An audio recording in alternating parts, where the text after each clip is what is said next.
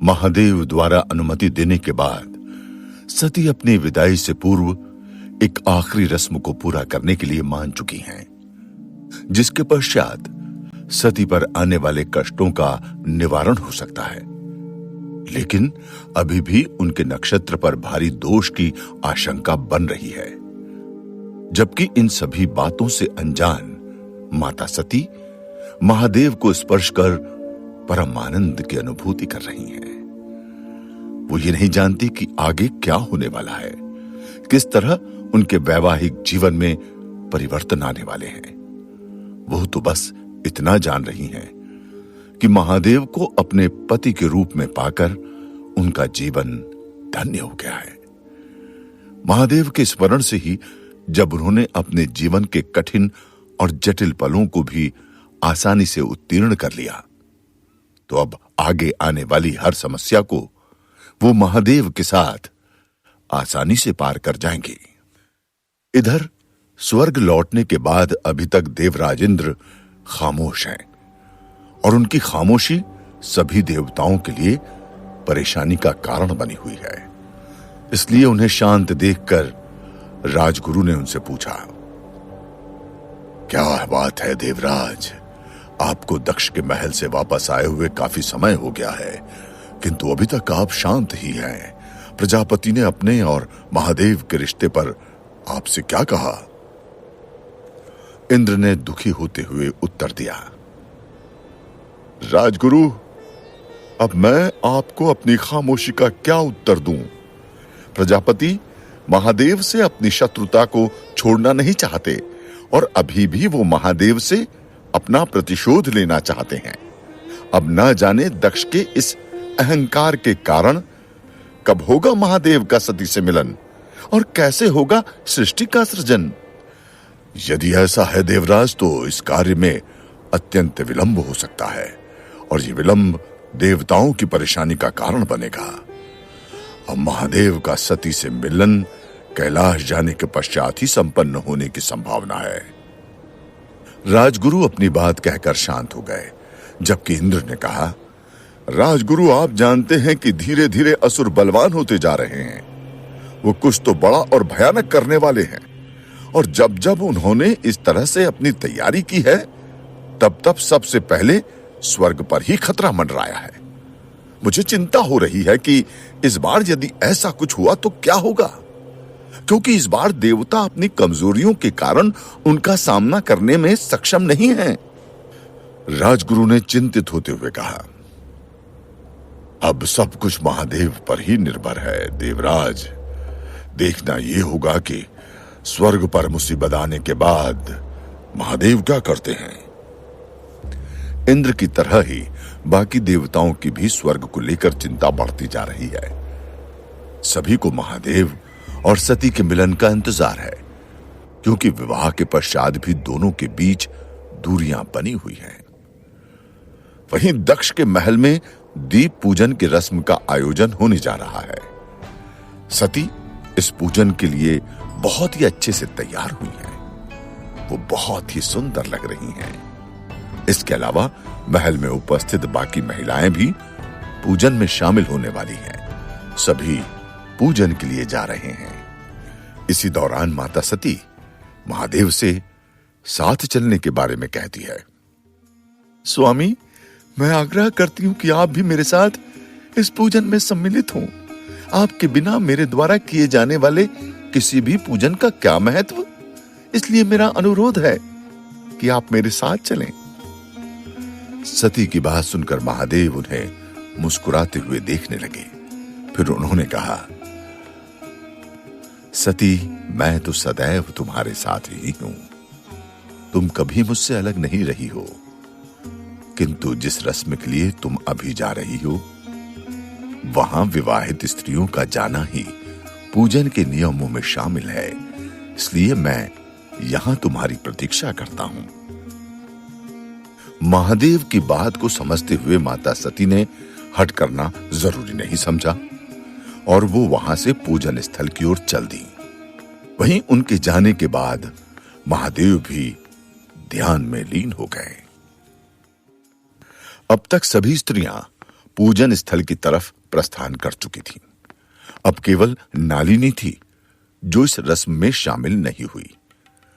वो अपने मन ही मन सती से ईर्ष्या के कारण कोई नई योजना बना रही थी, लेकिन फिर भी कोई तरकीब नहीं सूझने पर उसने खुद से कहा, आज नहीं तो कल सती की यहां से विदाई हो ही जाएगी और उसके खिलाफ अभी तक मेरी हर योजना बेकार साबित हुई है।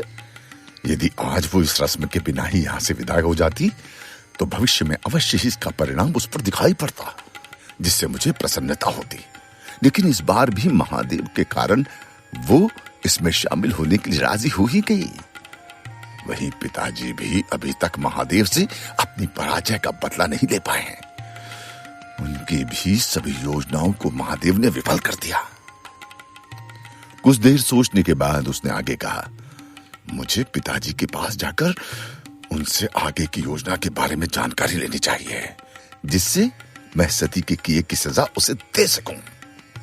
एक तरफ नालिनी और दूसरी तरफ दक्ष, दोनों ही सती और महादेव के वैवाहिक जीवन में मुसीबतों को लाने का भरपूर प्रयास कर रहे हैं, लेकिन महादेव के होते हुए वो अपनी योजनाओं में सफल नहीं हो पा रहे हैं। अब तक सभी स्त्रियां पूजन स्थल पर पहुंच चुकी हैं। इसी दौरान रेवती की नजर रोहिणी पर पड़ी। रोहिणी का श्रृंगार अद्भुत लग रहा है। उसके वस्त्र भी बेहद सुंदर लग रहे हैं। तन पर पहने गए आभूषणों का चुनाव भी सटीक तरीके से किया गया है। ये सब देख रेवती अपनी बहन रोहिणी की तारीफ किए बिना नहीं रह पाई। उसने मुस्कुराते हुए कहा, बहन रोहिणी, तुम्हारा यह श्रृंगार अत्यंत लुभावना है। एक स्त्री होने के बावजूद मुझे तुम्हारे रूप को देखकर प्रसन्नता हो रही है। रोहिणी ने जवाब दिया, आपको अच्छा लगा ना मेरा इस तरह से श्रृंगार करना? दरअसल अभी मैंने अपने तन पर जिस भी वस्तु को धारण किया है, उन सभी वस्तुओं का चुनाव स्वयं स्वामी ने ही किया है। उनका कहना था कि आज मैं सभी से सुंदर लगूं। इतना सुनते ही रेवती के मुख से हंसी गायब हो गई, क्योंकि पूजन में जाने के लिए तैयार होने के बाद चंद्रमा ने उसे पल भर के लिए भी नहीं देखा था। हर बार की तरह इस बार भी उन्होंने बहाना बना दिया। वहीं दूसरी तरफ रोहिणी को तैयार होने में उन्होंने मदद की थी, और ये सब जानकर रेवती की आंखों में गुस्सा दिखाई देने लगा। रेवती बिना कुछ बोले ही वहां से चली गई। उसकी आंखों से आंसू बहने लगे। अब वो इस पूजन में सम्मिलित होना नहीं चाहती थी, लेकिन वो जैसे ही वहां से जाने लगी तभी सती ने उसे रोकते हुए कहा, रेवती दीदी, आप कहां जा रही हैं? अभी तो पूजन का आरंभ भी नहीं हुआ है। सती की बात सुनकर रेवती ने खुद को रोक लिया और अपने आंसुओं को पोंछते हुए मन ही मन बोलने लगी, अब क्या करूं मैं यहां रुककर सती, जब उन्हें मुझसे कोई स्नेह ही नहीं है।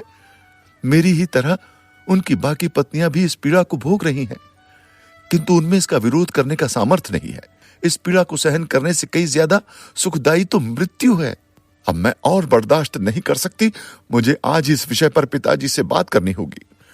रेवती चंद्रमा के साथ अपने वैवाहिक जीवन को बचाने के लिए दक्ष के समक्ष जाने को मजबूर है, क्योंकि अब उसे बस यही उपाय समझ आ रहा है।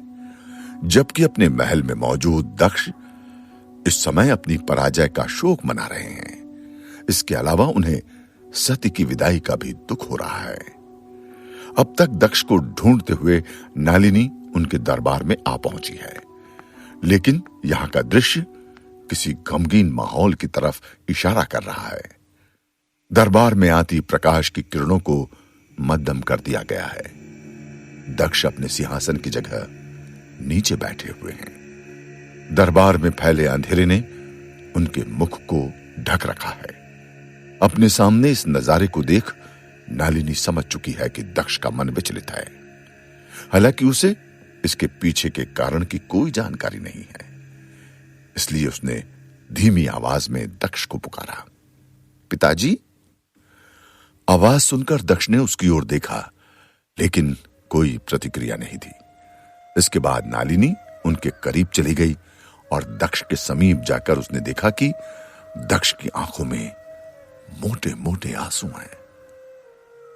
पिताजी, दरबार में इतना अंधकार क्यों है? नालिनी ने सवाल किया। जिसका जीवन ही अंधकार से भर गया हो, फिर उसे प्रकाश की क्या आवश्यकता? दक्ष ने उदास होकर उत्तर दिया। ये क्या कह रहे हैं पिताजी? आप तो स्वयं अपने नियमों से सभी के जीवन में रोशनी लेकर आते हैं, इसलिए आपके मुख से इस तरह की बातें शोभा नहीं देती। और ये क्या हाल बना लिया है आपने अपना? क्या ये सब सती के कारण हो रहा है? अब तक नालिनी बात को समझ चुकी थी, लेकिन वो किसी भी मूल्य पर दक्ष को कमजोर नहीं पड़ने देना चाह रही थी, क्योंकि यदि दक्ष कमजोर पड़ जाते तो नालिनी अपनी योजनाओं को सफल नहीं बना पाती। वहीं उसकी बात सुनकर दक्ष ने भावुक होते हुए कहा, जब इस घर में सती का जन्म हुआ था, तब से आज तक कभी इस तरह मातम के बादल नहीं छाए रहे। हमेशा उसकी धमा चौकड़ी से यह महल भरा पूरा रहता था, और अब वही हम सबको छोड़कर चली जाएगी। किंतु इससे भी ज्यादा मुझे इस बात का दुख है कि उसने अपने पति के रूप में मेरे ही सबसे बड़े शत्रु का चुनाव किया। नालिनी उन्हें समझाते हुए बोली, अपने प्रतिशोध को दुख में बदलने मत दीजिए पिताजी। और आप शायद भूल रहे हैं कि महादेव से अपना प्रतिशोध लेकर आप सती को वापस अपने पास बुलाना है। बस एक बार सभी के सामने महादेव की हार हो जाए। हाँ, किंतु कैसे?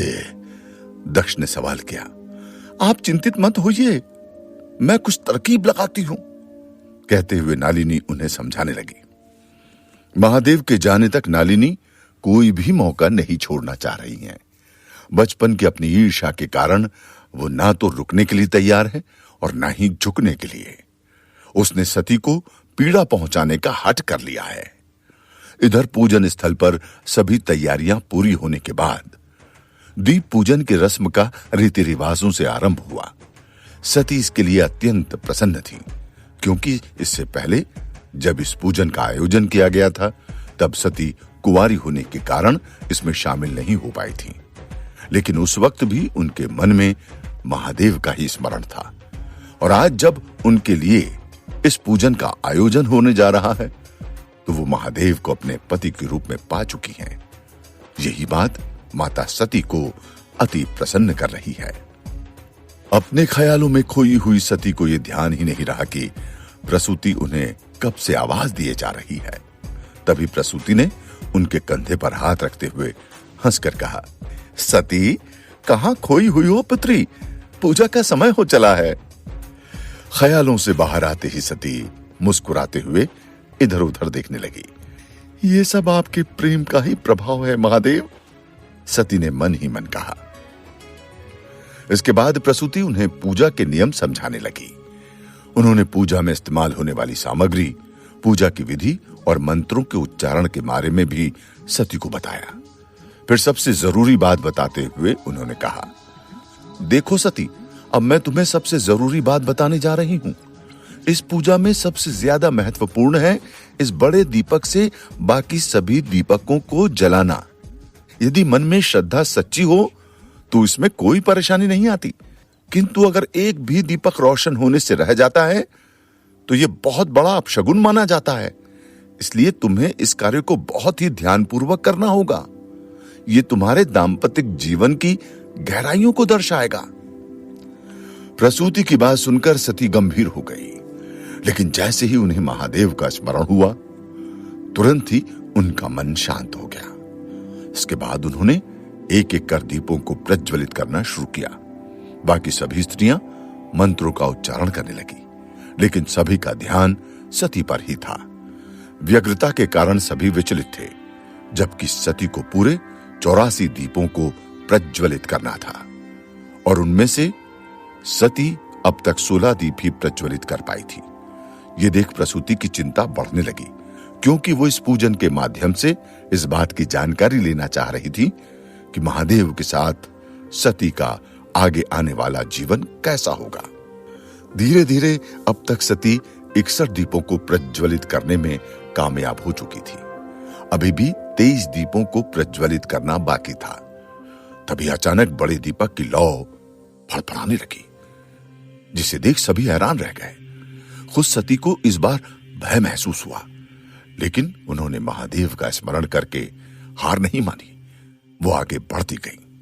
थोड़ी ही देर बाद सती सभी दीपों को प्रज्वलित करने में कामयाब हो चुकी थी, जिसे देख सबसे ज्यादा प्रसूति ही प्रसन्न नजर आ रही थी।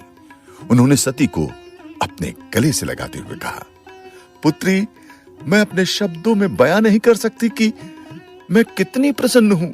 इससे पहले मुझे तुम्हारे भविष्य की चिंता खाए जा रही थी, परंतु अब मुझे कोई भय नहीं है।